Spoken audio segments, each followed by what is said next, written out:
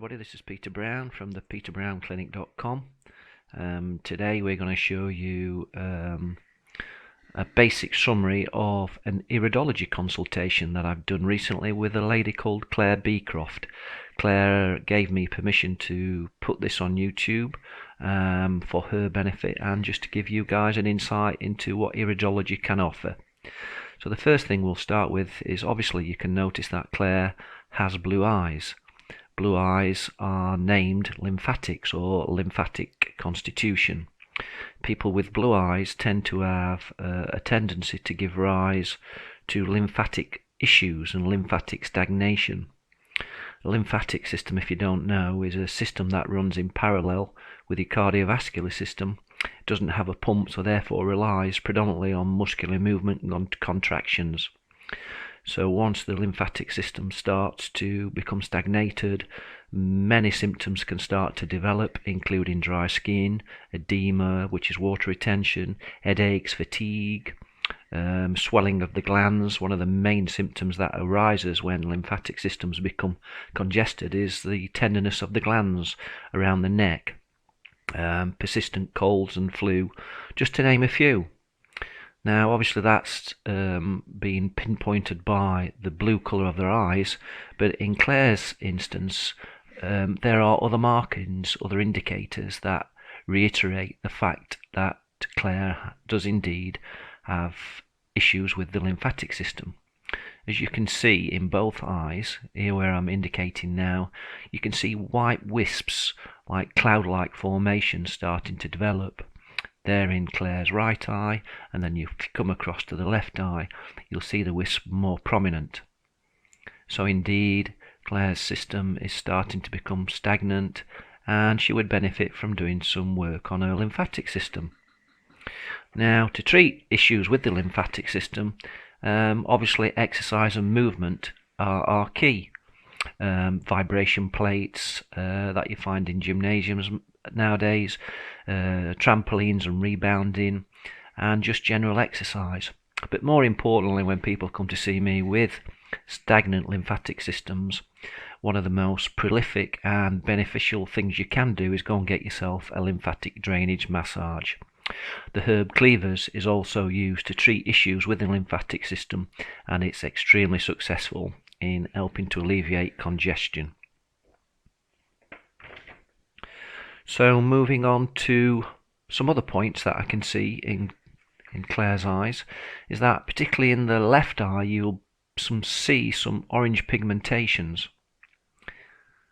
Now orange pigmentations are associated with blood sugar regulation and the pancreas, but there is a structure in the right eye at about 10 o'clock that you can see, some open structure which is called a lacuna, and the 10 o'clock marking in the right eye is also indicative of issues with the pancreas.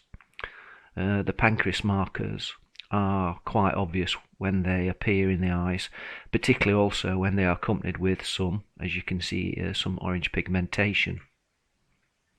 So there seems to be a strong genetic tendency in place that gives issue with blood sugar regulation and possibly the onset of diabetes or the symptoms of something known as dysglycemia. Indeed, after consultation, Claire did verify that diabetes did exist within the family. People who are demonstrating symptoms of dysglycemia or blood sugar regulation problems really do need to look at their diet very carefully. Make sure that they're eating on a regular basis, small meals, regular and often. And I've written a book about eating for health and weight loss, and it's free for you to download on my website at thepeterbrown.clinic.com. This diet would suit the onset of diabetes and would help level out blood sugar and insulin production. So please go ahead and have a look at that and download it. It's free. Moving on, also in the left eye here at 3 o'clock you can again see an open structure, another lacuna.